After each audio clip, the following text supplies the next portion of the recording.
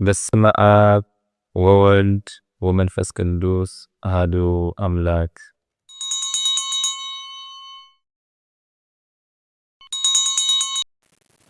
በስመ አብን ወልድን መንፈስ ቅዱስን ሓደ አምላክ አሜን። ዕለት ሰለስተ መጋቢት ዝንበብ ናይ ስንክሳር ብሰላም አጀሚሩ ብሰላም ከፈጽመና ቅዱስ ፈቃድ ይኹን። ኣብዛ ዕለት እዚኣ ቅዱስ አባ ናይ ሊቀ ጳጳሳት ሃገረ እስክንድርያ አባ ጰዝሞስ ዓረፈ። ንሱ ካብ ኣቦታት ሊቃነ ጳጳሳት መበል 58 ኮይኑ ንጹህ ጻድቕ ሕያዋይ ለጋስ መጽሓፍቲ ቤተ ክርስቲያንን ትርጓሚኦምን ዝፈልጥ ነበረ። መቃውር ንጉስ ግብጺ ኣብ መበል 18 ዓመቱ ዓመተ መንግስቱ ከዓ ኣብ ልዕሊ መንበር ሃዋርያን ወንጌላውን ማርቆስ ንሽመት ሊቀ ጵጵስና ጎይታና ሓርዮ። ምስተሾመ ከዓ ምስጋና ዝግብኦ መዋሰ ጎይታና ኢየሱስ ክርስቶስ ብፍርሃት እግዚአብሔርን ብጥበብን ሓለወ። ንዑ ካብ ዝግብኦ ኣታዊ ግብሪ ድሕርዚ ዝተረፈ ንነዳያንን ንመሳኪንን ንህንፃ ኣብያተ ክርስቲያናትን ይህቦ ነበረ። ጸላእ ሰናይ ሰይጣን ግና ጽቡቕ ተጋድልኡ ምስ ረኣየ ብዘይ ሓዘን ኣይገደፎን። ንሱ ከዓ ኣብ ሃገረ ኢትዮጵያ ጴጥሮስ ዝስሙ ጳጳስ ሸይሙ ስለ ዝነበረ ብኡ ኣመኽንዩ ዓብይ ሓዘን ኣምፅኣሉ። እዚ ጳጳስ እዚ ኣብ ሃገረ ኢትዮጵያ ምስ በጽሐ ንጉስ ኢትዮጵያ ምስ ሓመመ ንኣባ ጴጥሮስ ፀዊዑ እንሆ ኣነ ንዕኡ ምስጋና ካብ ዝግብኦ ጎይታና ኢየሱስ ክርስቶስ እኸይድ ኣለኹ ኢሉ ክልተ ደቁ ኣቕረበሉ። ኣኽሊል መንግስቱ ድማ ሃቦ። እዞም ክልተ ደቀይ ኣብ ቅድሚኻ እንሆ ዝሓሸ ርኢኻ ድማ ሓደ ሹም በሎ። ንጉስ ምስ ዓረፈ ምስ መኳንንትን ኣዕሉቕ ሰራዊትን ተማኸረ እሞ ነንሕድሕዶም ንመንግስቲ እዚ ዝነኣሰ ኣዝዩ ይሓይሽ ተባሃሉ። ስለዚ ጳጳስ ነቲ ዝነኣሰ ወዲ ንጉስ ሸይሙ ኣብ መንበረ መንግስቲ ኢትዮጵያ ኣቐሚጥዎ ቁሩብ መዓልታት ጸንሐ። ኣብቲ እዋን እቲ ሰይጣን ኣብ ልቢ ክልተ መነኮሳት ሃገረ ሶርያ ኣትዩ ካብ ሓደ ቦታ ናብ ሓደ ቦታ ይዞሩ ነበሩ። ኣብ ገዳመ ኣባ እንጦንዮስ በፂሖም ከዓ ኣብኡ ንቁሩብ ግዜ ምስ ተቐመጡ ድሕሪዚ ብኽፍኣት ግብሮም ሰጎግዎም። ድሕሪኡ ሓደ ካብኣቶም ጳጳስ ክኸውን ሓዲኦም ድማ ረድኡ ክኸውን ተሰሚዖም ናብ ሃገረ ኢትዮጵያ በጽሑ እሞ ብጽምዋ ናብቲ ጳጳስ ኣትዮም ድሕሪዚ ወርቂ ክህቦም ሓቲቶም እሞ ኣይሃቦምን። ንሳቶም ካብ ሊቀ ጳጳሳት ጶዝሞስ ከም ዝመጹ መጽሓፍ ሓሶት መልእኽቲ ጸሓፉ። በቲ ጽሑፍ ንርእሱ ጳጳስ እየ ኢሉ ጴጥሮስ ዝስሙ ሰብኣይ ናባኻትኩም ከም ዝመጸ ሰሚዕና፣ ንሕና ግና ኣይሸምናዮን፣ ናባኻትኩም ከዓ ኣይሰደድናዮን በሉ። ካልኣይ ድማ ጴጥሮስ ንዓብይ ወዲ ንጉስ ገዲፉ ንዝነኣሰ ወዲ ንጉስ ኣንጊሱ፣ እዚ ድማ ዘይግባእ ዓመፃ እዩ ኢሎም ጸሓፉ። እዚ ክፉእን ርኩስን ሰይጣን ዝመሃሮም ተግባር ኣብ በይኑ ዝቕመጠሉ ቦታ ናብቲ ዓብይ ወዲ ንጉስ ወሰዱ እሞ ውሑዳት ሰባት ስዒቦምዎ እዚ መጽሓፍ መልእኽቲ ምስ ኣንበብሉ ኣዝዩ ተሓጐሱ። ብዙሓን ሰራዊት ኣኪቡ ድማ ነቲ መጽሓፍ መልእኽቲ ሓሶት ኣንበበሎም እሞ ምስ ሓዉ ንጉስ ተዋጊኡ ኣሰኒፉ ሰዓሮ። ንሱ ድማ ነገሰ። ከምኡውን ንጳጳስ ጴጥሮስ ኣሰሮ፣ ናብ ርሑቕ ሃገር ከዓ ሰወጎ። ኣብ ክንዲ ጴጥሮስ ጳጳስ ከዓ ንሚናስ ሓሳዊ ኣብ መንበረ ጵጵስና ኣቐመጦ። ድሕሪ ቁሩብ መዓልታት ሚናስን ፊቅቶርን ሓሰውቲ ነንሕድሕዶም ተባኣሱ እሞ ፊቅቶር ኩሉ ገንዘብ ናይ ቤተ ጳጳስ ሰሪቑ ናብ ሃገረ ግብፂ ኸደ። ንዕኡ ምስጋና ንዝግብኦ ጎይታናን ኣምላኽናን ኢየሱስ ክርስቶስ ከዓ ካሓዶ። ኩሉ ዝሰረቆ ገንዘቡን ኣጥፍኦም። ቆዝሞስ ሊቀ ጳጳሳት እዞም ሓሰውቲ ሚናስን ፊቅጦንን ዝገበርዎ ሰሚዑ ኣዝዩ ሓዚኑ መጽሓፍ መልእኽቲ ጸሓፈ። ንሚናስ ሓሳዊ ኣውገዞ ካብ ሽሞቱ ድማ ሰዓሮ።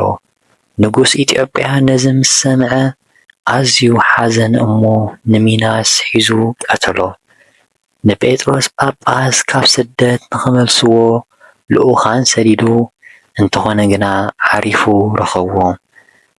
ንጉስ ንረዲ ጴጥሮስ ወሲዱ ኣብ ክንዲ መምህርካ ጳጳስ ኮንካ ተቐመጥ በሎ እሞ እቲ ረዲ ድማ ኣነ ቀኖና ሐዋርያት ስዒረ ጳጳስ ክኸውን ኣይግባአንን እዩ። ኮይኑ ግን ናብ ግብፂ ክኸይድ ኣፍቀደለይ እሞ ጳጳስ ንኸሸመልኩም ንሊቀ ጳጳሳት ክልምኖ ናባኻትኩም ድማ እምለስ ኢሉ ንንጉስ ለመኖ። ንጉስ ግና ኣየፍቀደሉን።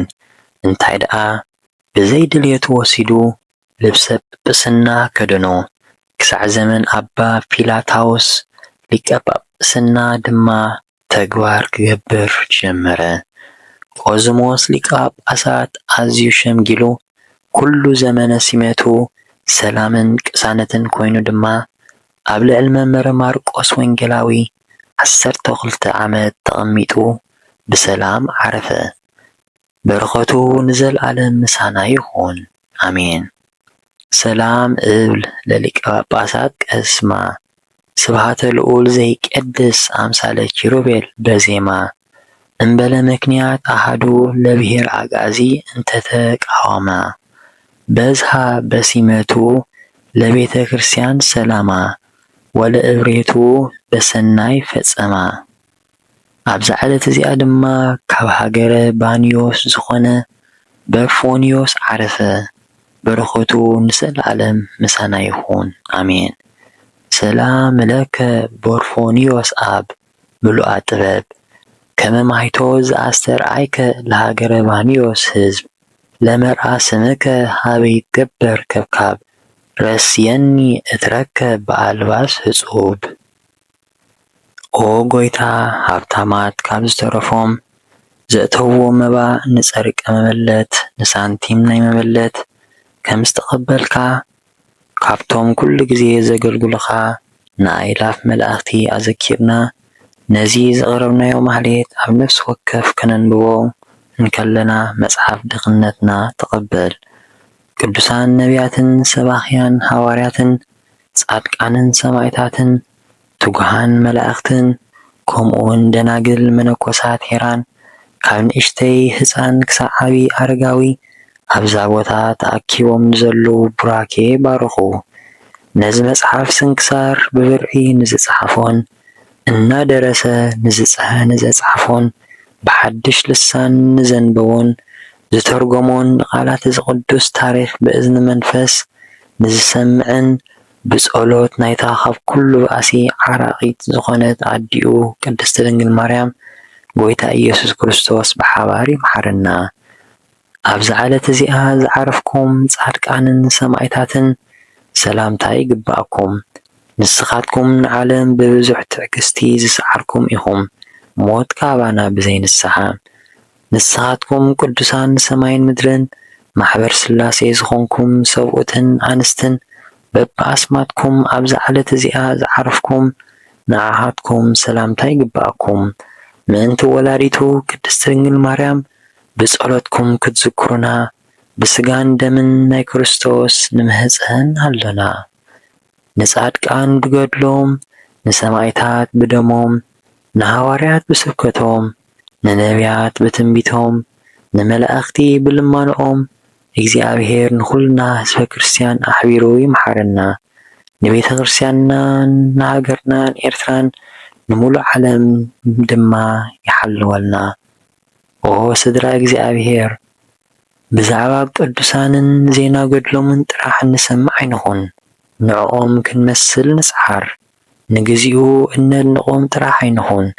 ናብ ቤትና ጥራሕ ዘይኮነስ ናብ መዓሙቕ ልብና ዘሊቖም ከም ዝኣቱ ንግበር። ዘውትር ንዘክሮም ንክርስቶስ ምእንታን ክንመስል። ቅዱሳን ዝተባሃሉ ኃጢአት ስለ ዘይገበሩ ኣይኮኑን። ቅዱሳን ዝተባሃሉ ንኃጢአት ስለ ዝተቐደስዋ እዮም። ንሕና ድማ ዓሰሮም ሰዓብ ንእግዚአብሔር ከመይ ገይሮም ክሳብ መወዳእታ ከም ዘፍቀርዎን ከም ዝተኣዘዝዎን ተመልኪትና ብኡ መንገዲ ንመላለስ። ነዚ ክንገብር ናይ እግዚአብሔር አምላኽና ምሕረቱን ጸጉኡን ናይ ወላዲተ አምላኽ አመላድነትን በረኸትን ናይ ኩሎም ቅዱሳን ጸሎትን ረድኤትን አይፈለየና። ስብሐት ለእግዚአብሔር ወለወላዲቱ ድንግል ወለመስቀሉ ክቡር አሜን።